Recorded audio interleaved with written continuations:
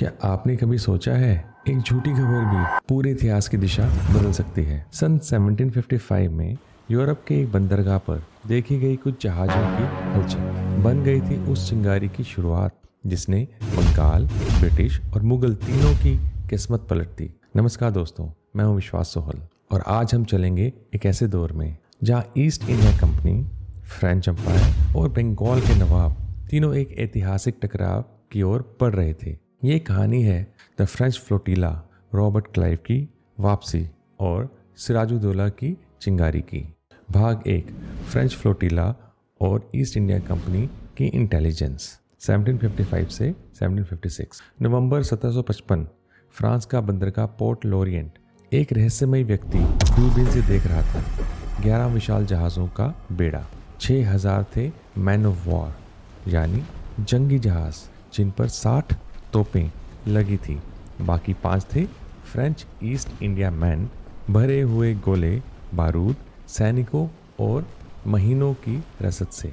Report आई, ये बेड़ा भारत की ओर निकल पड़ा है। कहा गया करीब 3000 सैनिक सवार हैं। उनका लक्ष्य शायद कोरामंडल कोस्ट या बंगाल। लंदन के लेडन हॉल स्ट्रीट में बैठे हुए ईस्ट इंडिया कंपनी के डायरेक्टर्स ने ये रिपोर्ट पढ़ी और 13 फरवरी 1756 को निष्कर्ष निकाला, युद्ध अब कंफर्म्ड है। उन्होंने तत्काल आदेश भेजा, governor Roger Drake, fort William Calcutta को, शहर की रक्षा मजबूत करो, दुश्मन किसी भी वक्त पहुंच सकता है। पर असली विडंबना ये थी, वो रिपोर्ट गलत थी। फ्रेंच बेड़ा कलकत्ता नहीं, पौंडीचेरी के लिए दिसंबर 1756 में रवाना हुआ था। लेकिन ड्रेक को जब खबर मिली, उसने तुरंत कलकत्ता की दीवारें फिर से बनवानी शुरू की और यही कदम नवाब को भड़काने वाला साबित हुआ। भाग 2, अलीवर्दी खान और सिराजुद्दौला।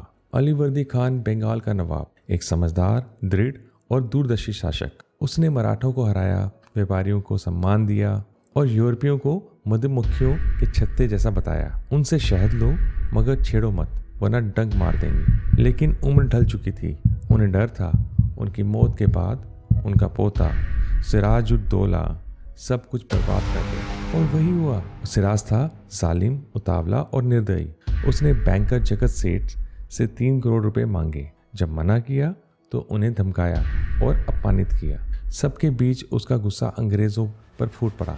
जब उसे पता चला कि गवर्नर ड्रेक ने कलकत्ता की दीवारें दोबारा बनवानी शुरू कर दी हैं, तो अलीवर्दी ने तुरंत आदेश दिया, इन दीवारों को गिरा दो, ये हमारी इजाज़त के बिना बनी है। लेकिन ड्रेक ने अलग रुख दिखाया। वह न केवल आदेश मानने से इनकार करता है, बल्कि नवाब के दूत नारायण सिंह को गिरफ्तार कर निकाल देता है। इस अपमान की आग में सिराज ने अपनी सेना मोड़ ली और मार्च किया कासिम बाजार की ओर। 3 जून 1756 सिराज की 30,000 की सेना ने अंग्रेजों के 200 सैनिकों को घेर लिया। Chief of the factory William Watts ने हार मान ली और सिराज के पांव में गिर पड़ा। तुम्हारा गुलाम, मैं तुम्हारा गुलाम हूँ, ये सब कुछ कहा। यहीं से शुरू हुई वो कड़ी जो कलकत्ता की बर्बादी और प्लासी की लड़ाई तक पहुंची। भाग 3, रॉबर्ट क्लाइव की वापसी। उधर इंग्लैंड में एक महत्वाकांक्षी व्यक्ति अपनी राजनीति की हार झेल रहा था, रॉबर्ट क्लाइव। पार्लियामेंट में हार के बाद वो बेरोजगार और अपमानित था। तभी ईस्ट इंडिया कंपनी ने उसे याद किया, क्योंकि डुप्लेक्स के खिलाफ उसके कारनामे अभी भी मशहूर थे। 25 मार्च 1755 को क्लाइव को दोबारा नियुक्त किया गया डिप्टी गवर्नर ऑफ मद्रास के रूप में और साथ ही लेफ्टिनेंट कर्नल की रॉयल कमीशन मिली। उसे आदेश मिला कि एडमिरल वॉटसन के साथ भारत रवाना हो, जहां फ्रेंच खतरा मंडरा रहा था। किसे पता था कि यही व्यक्ति जल्द ही बंगाल के इतिहास को हमेशा के लिए बदल देगा। भाग 4, कलकत्ता और कंपनी का व्यापारिक साम्राज्य। 1755 तक कलकत्ता कंपनी की सबसे कीमती कॉलोनी बन चुकी थी। कुल 2 लाख की आबादी, जिसमें लगभग 1000 यूरोपीय व्यापारी रहते थे। यहाँ से निकलता था भारत के 60% ब्रिटिश एक्सपोर्ट्स।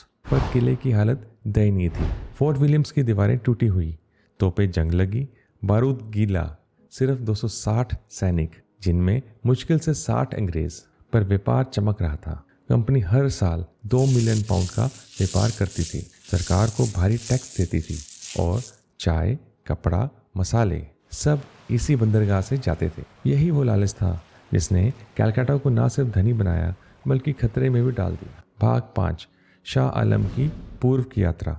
उसी समय दिल्ली में एक और राजकुमार अपनी किस्मत की जंग लड़ रहा था। प्रिंस अली गौहर यानी शाह आलम II, वजीर इमादुल मुलिक की साजिशों से तंग आकर वो दिल्ली छोड़ पूर्व की ओर निकल पड़ा, जहां बंगाल और बिहार की समृद्ध धरती उसका इंतजार कर रही थी। उसके पीछे जुड़ गए हजारों सैनिक, कवि और दरबारी जो मानते थे कि भारत का असली भविष्य अब पूरब में है। कौन जानता था यही शाह आलम आगे चलकर रॉबर्ट क्लाइव के साथ एक ऐसे समझौते पर हस्ताक्षर करेगा जो भारत में कंपनी राज की नींव बनेगा।